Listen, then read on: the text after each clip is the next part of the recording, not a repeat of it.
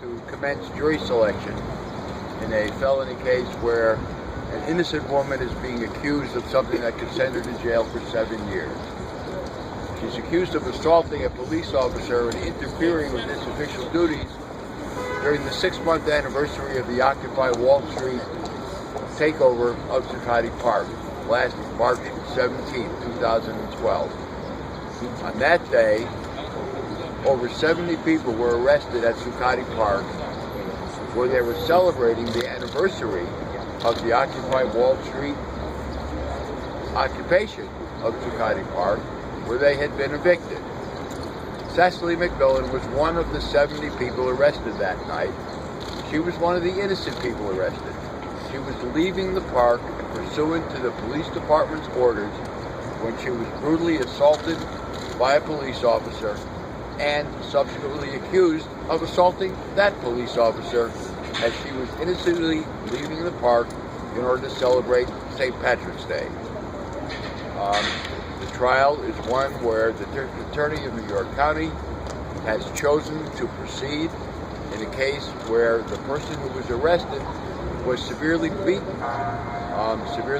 to the extent that she suffered what appear to be seizures and continues to suffer from post-traumatic stress disorder from having been beaten and assaulted by the police after it is claimed that she hit a police officer with her elbow. The officer himself suffered no serious injuries.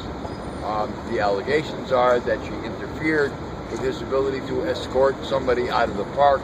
Whether he was escorting her out of the park or escorting somebody else out of the park is what the prosecution has to prove. We believe the evidence will be woefully short of proving beyond a reasonable doubt that Cecily committed any kind of an offense, let alone a felony. Yeah. All right? That's where we are. We start with jury selection, and we may or may not wind up picking a jury today, and then we will start with testing the prosecution's evidence as soon as jury selection is over. If the prosecution's evidence is insufficient, which we believe it is, that will be the end of the case. If the prosecution's evidence is found by the judge to be sufficient to go to the jury, then we have an extensive defense to put forward that includes character testimony about Ms. McMillan's traits for nonviolent political action, about what she was doing on the day in question, which was not being a protester, but celebrating St. Patrick's Day with her friend who was in from out of town. We will have evidence that indicates that Cecily suffered severe injuries, and mostly the injury that she suffered when a police officer grabbed her right breast, and that's what caused her to react, throwing her arms up in the air, where we think the officer may have been struck. Totally a startled reaction, and a reaction to being grabbed on her right breast, and we have proof. Now, in the form of photographs that were taken very shortly after Cecily was released from jail that indicate she had severe bruises on her right breast where she was grabbed and she reacted.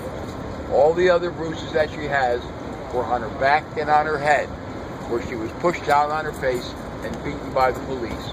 This one bruise on her right breast proves pretty much beyond a reasonable doubt that she was assaulted by the police before she threw her arm up and wound up apparently hitting the officer. The officer suffered no serious injury. He had a little bit of a shiner. His vision is fine, and he's back at work, and he was back at work doing other things that day. So forward we go. I'm glad you're all here.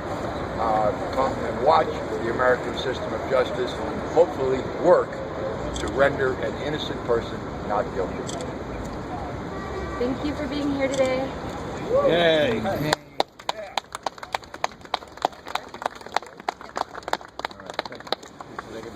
I'll see you inside.